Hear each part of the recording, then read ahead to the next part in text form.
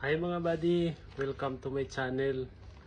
For today's video, isi-share ko sa inyo yung ginagawa ko, daily routine doon sa tinuro sa akin sa pag-admit sa akin nung na-stroke ako. Ito yung nakatulong sa akin ng malaki. Maliban doon sa kasi lingid sa kaalaman ng lahat, na-stroke ako, na-heat stroke ako, more than 10 months na nakaraan. August 12 yun nangyari sa sobrang init sa aming trabaho. Na-heat stroke ako and inatake ako ng aking vertigo and yun, nung time na yun mataas na pala yung BP ko, yung sugar ko and high cholesterol. Yung sabay-sabay na siya, kaya nag-clot yung dito ko, yung tinamaan yung balansi ko, yung brain ko, nag-clot siya at sabi ng doktor tinamaan yung balansi ko, kaya hindi ako makatayo mga 2 weeks. Hindi pa ako talagang palaging kada gabi umiikot, inaatake ako and hanggang 3 weeks. Kagandahan lang dito kasi nung na-admit ako 9 days. Pagkatapos ng 9 days, inilipat ako sa Rehabilitation Institute, Rehabilitation Center nila dito. At saka nag-therapy. Doon ako nagsimula ng therapy. After 3 weeks, nakalakad na ako. Nakatayo na ako. Dandahan. Noong una, may walker and wheelchair hanggang makaya ko nang tumayo. Dahil doon sa tulong ng therapy nila. Yung therapy nila ay yung occupational therapy, physical therapy, para mag-strengthen ng upper body mo. Gagamit ng mga pang malakas grating and lahat kasama na doon ng pag-strengthen ng balance. Mayroon ding brain exercise, mayroon para mabalik yung memory, pero hindi naman doon tinamaan yung aking memory at saka yung lakas ko nandun naman. Hindi lang ako makatayo ng maayos dahil sa balance. Yung tinamaan ko ay yung sa brain balance, yun yung nag-clot. So in-strengthen yung lower body ko, parang nag-gym ako doon sa nag-PT ako, physiotherapy. Doon sa physiotherapy, tinuruan ako ng isang therapist na vestibular therapy. May exercise sila binigay, yung higa, sasanayin mo yung sarili mo para mawala yung hilo, tsaka masana yung katawan mo, babalik yung mabilis yung recovery mo sa yung katawan, tsaka may ibabalik dahan-dahan yung balanse ng katawan mo. So yun, parang nag-gym ako araw-araw, nagpipiti hanggang yung malaking tulong ay tinuruan ako mag-physiotherapy kasi sabi ng doktor yung stroke ko ay na-associate na ng vertigo, kaya doon yung sanhi, yung vertigo, kaya doon ako nag-clot kasi natumba ako. So siguro nabagok, hindi ko alam kasi hindi mo na makontrol sarili mo, matutumba ka talaga. At saka sobrang init, tumaas masyado yung mga BP, sugar, and yung cholesterol talaga kasi ang lapot ng dugo. Kaya siguro doon hindi na nakontrol ng katawan, hindi na nakayanan. So yun, pati sa YouTube tinitingnan ko din yung vestibular therapy doon kay Dr. John Reyes.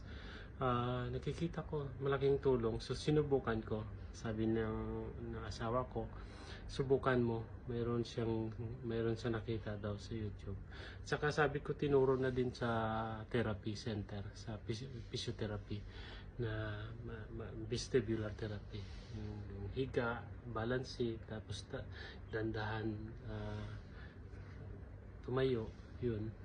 Tsaka ito yung isang nasana yung katawan ko na medyo nawala yung hilo ko kahit pero hindi ko siya tinigil kasi hanggang ngayon nandito pa rin Hindi pa naman ako 100% talaga na maayos kasi minsan dumarating pa dahil sa stroke matagal mawala yun. Saka sabi ng doktor, gradually, hindi hindi talaga agad-agad maalis. Gradually mawawala yan at lalakas ulit. Madaling ma-cure yan. Basta control lang at diet at huwag kalimutan ng maintenance. Yun. So, isi-share ko sa inyo yung vestibular therapy, exercise nito kung paano. At malaking tulong ito sa mga older man, sa mga matatanda. Hindi na madi-deny, matanda na tayo, pero may mga matatanda pa rin na lalong nakakaranas nito. Kasi ito ay sanhi ng vertigo at maraming cases ito. Talagang hindi mo makontrol yung katawan mo, ma-outbalance ka. Hirap nga mag-locate dati ang doktor kung paano, bakit ganito nangyari sa akin. Tsaka wala namang nawala yung panghihina ko sa katawan dahil doon sa therapy. Nawala yung medyo paralisatong sa kanan ko. Ngayon meron pa siyang numbness, pero nakalakad ako at na-strengthen yung katawan ko. Malaking tulong talaga yung therapy, malaking tulong talaga yung healthcare system na talagang ang gobyerno dito, ang ganda ng kanilang healthcare system. At saka hindi ka nila bibitawan kung hindi ka talagang 90% na maayos, nakakalakad. At least malapit ka doon sa dati mong condition. So yun, isi-share ko sa inyo itong itong vestibular therapy. Una, basic tayo, tawag dito, stretch muna natin yung ating ulo. Una, ganito, para count into 10 repetition, 2 beses, 8, 9, 10. Ulit naman, 1, 2, 3, 4, 5, 6, 7, 8, 9, 10. Tapos ito naman sa kaliwa, kanan na naman, ganito, 1, 2, 3, 4, 5, 6, 7, 8, 9, 10. 1, 2, 3, 4, 5, 6, 7, 8, 9, 10. Yun. 2 beses ulit-ulitin hanggang 10. Sabi at repetition twice, 2 beses gagawin. Tag 10 count. So yun kasi ito walang pangalan to dati kung ano to yung sakit na to Dati tawag nila ay tipuyong sa Ilonggo, tipuyong. Pero nung nakalaon na nahitik na, pinangalan vertigo. So itong benign peripheral vertigo, ito daw yung umatake sa akin. Merong parang infection sa loob, saka minsan hindi na makontrol natin yung body natin. May hilo tayo, ikot yung buong bahay. Itong bahay, tatagilid ito. Itong inuupuan ko parang nasa ilalim na ng lupa. Ito yung parang ma-imagine mo. Tsaka sa akin kasi na-stroke ako, na-clot ang balansi ko.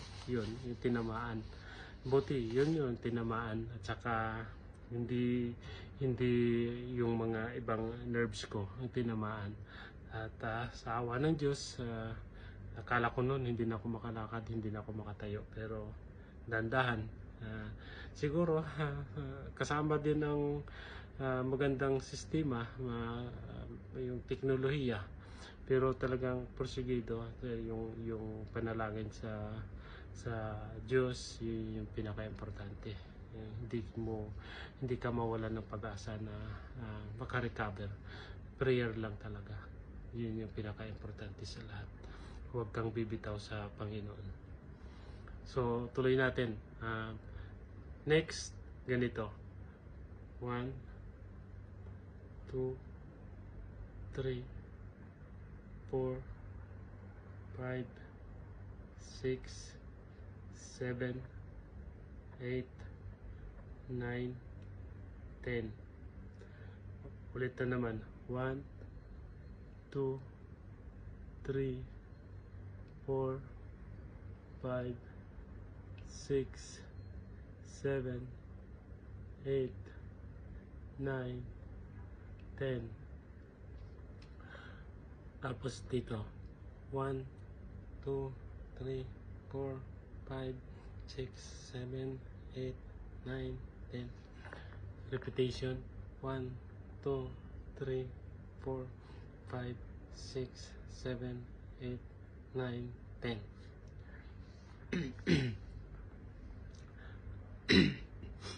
Tapos, meron akong oil. Ito ay ipapahid ko mamaya. Dapat sana yung oil na may ginger, yung may luya. Kaso wala. Ito ang ginagawa ko. Ito yung sunflower oil. Ito yung ginagamit ko para sa pag-massage ng likuran dito ng likuran banda ng aking ulo. So una, ito ganun pa din, basic lang gagawin natin. Ganito, iangat mo ito, ganito, diretso lang. Tapos mag count ka ng 10. Una pala dito ganito, 1, 2, 3, 4, 5, 6, 7, 8, 9, 10. Tutumbukin mo ito, ito lang, merong pula, yun yung titingnan mo. 1, 2, 3, 4, 5, 6, 7, 8, 9, 10. 1, 2, 3, 4, 5, 6, 7, 8, 9, 10. Ulit na naman. 1, 2, 3, 4, 5, 6, 7, 8, 9, 10. Sabi, kung ituturo mo to sa mga matatanda, sabihan ka, Noy, nakakahilo naman yan. Ano siya, nakakahilo talaga. Nung hindi ka pa masanay, sabi nga ng doktor, sanayan lang yan. Isasanay mo sarili mo para mawala yung hilo. Kasi ito yun ang cause ng dizziness. So, kailangan mo ibalik para mawala yung dizziness. Kasi yung gamot ng dizziness, ng vertigo, yung betahistine, yun lang yung binibigay nila. Tsaka hindi talaga yun mag-cure. Talagang tutulong na siya na titigilan yung panghihilo mo. Pero hindi siya mawawala. Parang sabi nila, walang gamot, walang talagang diagnose na nagpapatunay na gumagaling nung gamot. Kailangan mo talaga i-exercise. Kailangan mo i-therapy. So, pagkatapos, ganito, iangat-angat mo ito, ganito, para masana yung mata mo. So, itong mata mo kasi ito yung nagdadala ng hilo. Ganun mo, susundan mo yung mata mo, ganito. Yan. Sundan mo siya ng ganito. Masasana yung ulo mo, saka mawala yung hilo mo. Nakakatulong talaga siya. Malaking tulong siya sa akin nung time, mga 1 week pa lang. Talagang nakita ko na, pagka dati, pag nagtagilid ako, iikot na naman ako, matutumba na naman ako. Talagang kahit nakahiga, floating, parang umaangat ka. Kahit ngayon meron pa, pero sabi nga ng doktor, gradually, mawawala yan, dahan-dahan. Hindi mo talagang mapipilit na biglang wala na. Kasi stroke ito So, nag-associate na sila kasama yung vertigo. So, pagkatapos, mayroon pang isa na exercise. Wala ako dito, yung may props, yung may papel. Doon ka magpo-focus at magkaganon-ganon din ka. Pwede rin kamay. Ganon. Ganito, ganyan. para lang masanay. Sa mga may vertigo, sa mga matatanda, talagang pag maranasan nyo na hilo, exercise nyo ito, mawawala ito. Saka ito, ipahid mo dito, i-plus mo dito. Ito, sunflower oil to, kaya pwede ko siyang gamitin sa mukha. Ano pa to sa Watson galing.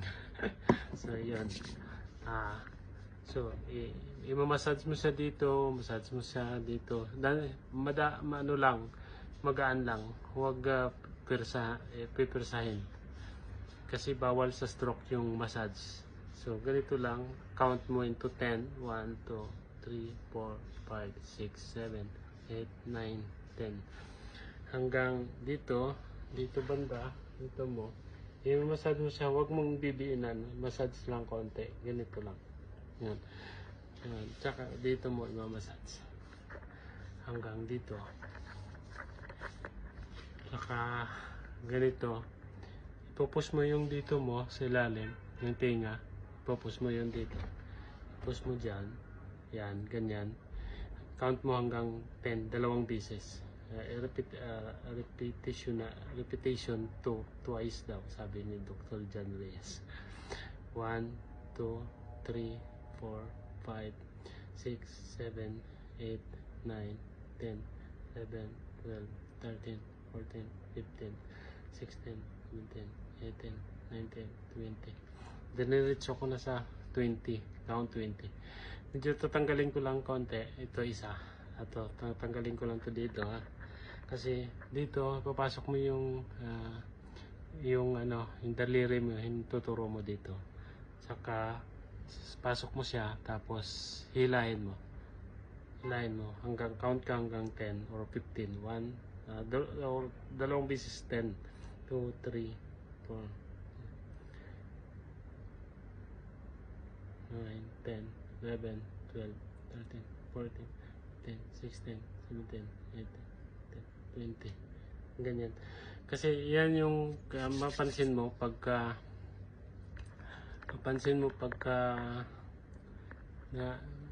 inatake ka ng hilo, yung tumutunog, sabi ng iba may tumutunog sa tinga nila, ididiin mo lang siya, tapos ganito, ihilahin mo, ganyan, mawala yung tunog ng tinga mo. Tsaka minsan may tumutunog puk, puk, puk, ganon. Minsan umiingay yung tinga mo, minsan nahihilo ka. Yun yung remedy niya lang. Ipupus mo lang siya, tas hilahin mo siya, i-massage mo yung tinga mo, pasok mo yung tuturo mo, ihilahin mo sa ganun, mawawala yun. Yun tested and proven ko na, kasi doon sa akin yung vertigo ko, isa yung sobrang ingay ng tinga ko, maingay siya, may tumutunog sa loob. Kasi daw sabi niya may infection daw yun. Saka mahirap yun kasi delikado yun pagka ipa-operahan mo. Pag may operation, mahirap yun, hindi sigurado na 100% kasi baka talagang matutuluyan na, mabingi ka, masira yung inner air mo. Yun. So, ang remedy niya lang yung therapy. Meron siyang therapy, meron siyang exercise. So, yun, pagkatapos ganito mo yung likod mo, tsaka yung ulo mo, ganitohan mo ng kamay mo. Mag-count ka ng 10. 1, 2, 3, 4, 5, 6, 7, 8, 9, 10, 11, 12, 10. Ulit. 1, 2, 3, 4, 5, 6, 7, 8, 9, 10. 1, 2, 3, 4, 5, 6, 7, 8, 9, 10. Nakakagaan siya ng pakiramdam. Gumagaan yung dito mo, yung kung ganito mo, yung katawan mo na parang may mga ugat na nare-release. Maganda. Tsaka ganito, inhale, exhale. 1, 2, 3, 4, 5, 6, 7, 8, 9, 10. 1, 2, 3, 5, 6, 7, 8, 9, 10. Tsaka ang bango kasi nitong sunflower oil, pwede ka mag-inhale, exhale. Ganito, ang ganda ng pakiramdam at mawawala. So yun, ang next step natin ay ganito. So, alam ko makikita.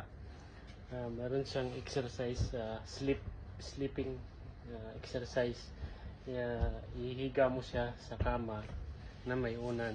Kailangan yung unan ay ang unan ay ganito. Dito yung ulo mo, saka ganito ang exercise mo.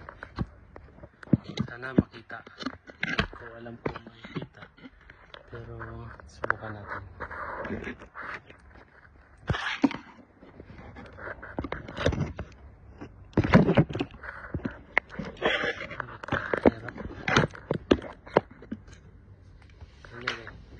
Ayan. So, ganituin mo yung yung kamay mo, ipatong mo dito sa shoulder mo, saka higa mo siya. Kailangan nakahiga ka. Pag nakahiga ka, kailangan yung ulo mo ay lampas dito sa unan. Saka mag-count ka ng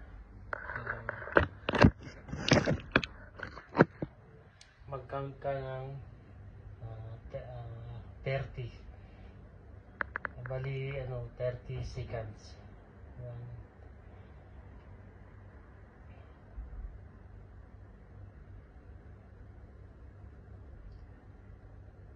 30 seconds, tapos dito na naman.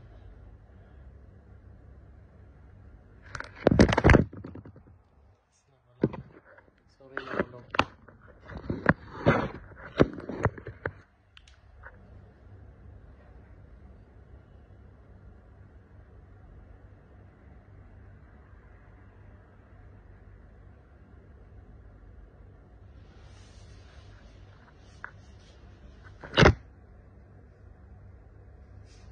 Wala. Anyway, basta ganyan yung gagawin. Pagka nahiga ka, ganito. Higa kang ganyan. Tatagilid ka. So, count ka. Yung ulo mo nasa ilalim. Ganito. Count ka ng 30 seconds. Pag may vertigo ka, usually yung vertigo nasa dito eh. Dito. So, sa kanan. Sa kanan ka. Higa ka ganito. Ibababa yung mata mo dun sa baba. Count ka ng 30 seconds. So, strengthen mo yung katawan mo straight. I-straight mo siya hanggang tapos yung 30 seconds, tapos angat mo siya. Tapos ganito, strengthen. Ang ginawa ko, 2 beses kasi hindi ko alam, merong dito yung vertigo ko, dito yung stroke ko, dito yung blood clot na tinamaan yung balance ko. Kaya nagawa ko, gumagawa ko ganito. Tapos doon na naman, tapos kaliwa na naman, count na naman hanggang 30 seconds. Tapos naman 30 seconds na naman ganito hanggang pag bumangon nakatagilid ganito. Tapos strengthen mo naman. Ang ginagawa ko, nagka-count pa ulit ako ng 15 seconds dito para strengthen. Yun. Pagkatapos niyan, nafe-feel ko na nawawala yung hilo ko at saka lumalakas yung upper and lower body ko. Saka nawawala yung hilo, vertigo. Pag minsan na-stress ako kasi doon minsan nagtitrigger yung yung stress. Doon nagsisimula yung stress, yung makapagbigay sa iyo ng sakit eh. Pag na-stress ako, yan ginagawa ko, nag-stretching lang ako. So mga buddy, ito yung kunting kaalaman na isi-share ko dahil doon sa nangyari sa akin. Tested and proven naman talaga. And hindi lang dahil sa magandang healthcare system bansa kung saan ako. Dito sa Qatar. So, sana sa Pilipinas ganun din. Gusto ko nang umuwi pero nag-aalangan pa din ako dahil mahirap yung pangit yung healthcare system natin at saka kailangan pa talagang may magandang mayroong ipon at magandang pagkakakitaan sa Pilipinas. Dito ang ating hanap buhay. So, yun. Sa next video, meron pa akong i-share yung basic exercise ko. Yung balance exercise ng isang stroke survivor. So, yung ginagawa ko, nagbabalance ako. Merong balance exercise, meron akong legs exercise and hand exercise every day. Ginagawa ko yan. Ito, nag-greetings, importante ito sa mga na-stroke na patient. Meron akong konting magaan lang, kaya hindi kailangan mabigat kung stroke ka. At saka pwede ka mag-gym. Sa akin hindi pwede kasi busy. At saka sabihin mo dun sa instructor na stroke patient ka para babalik yung lakas mo. Yan yung isang sabi nila pagka massage, hindi applicable yan sa isang stroke. Massage konti lang. Minsan pa-massage ka pero slight lang. Hindi masyadong didiinan. Kasi hindi nakakatulong daw 'yun kasi yung ugat natin nag-clot. So mahirap siya baka ma-stress siya at tuloy pumutok ka, doon ka matsugi. Ayun. So mga buddy, salamat sa panonood sa aking video and please like and subscribe.